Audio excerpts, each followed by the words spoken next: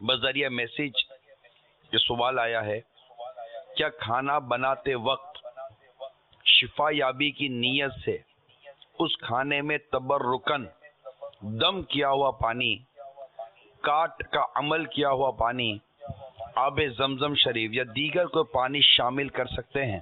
اب وہ کسی عامل نے جو پانی دیا ہے اس کا تو وہ عامل سے ہی پوچھ کر کیا جائے عمل کہ ڈالا جائے یا نہیں ڈالا جائے. البتہ جنرلی اگر دم کیا ہوا پانی اصول برکت کے لیے ڈالتے ہیں یا آب زمزم شریف ڈالتے ہیں تو یہ ویسے ہی پینے کا ہے، تو چلو کھانے کے وقت پکے پیٹ میں چلا جائے گا، تو اس میں تو کوئی حرج نہیں ہے.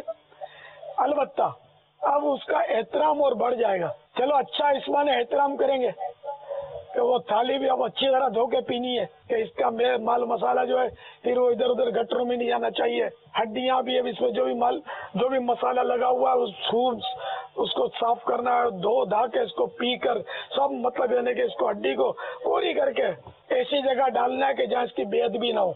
دم کیا ہوا ہے اور آب زمزم ہے، مذاق تھوڑی ہے. تو اگر آپ کھانے کا ایسا احترام کر سکتے ہیں، چائے کا ایسا ادب کر سکتے ہیں، سالن کا ایسا اکرام کر سکتے ہیں، تو بے شک اس میں زمزم شریف بھی ڈالیں، دم کیا ہوا پانی بھی ڈالیں، جبکہ وہ بابا جی اجازت دے. اب کس کا پانی ہے، وہ کیسا پانی ہے، کس طرح پینا ہے، وہ اس کی اپنے اپنے انداز ہوتے ہوں گے. تو جب پانی دم کر رہا ہے تو پوچھ لے کہ اس کو مطلب ہم اس طرح ڈالیں کھانے پکانے میں آب زمزم شریف، تو اس میں پوچھنے کی ضرورت نہیں ہے، وہ ڈال دیں آپ، مگر وہی احترام بڑھ جائے گا. بادب با نصیب واللہ تعالی اعلم ورسولہ اعلم عز وجل وصلی اللہ تعالی علیہ وآلہ وسلم.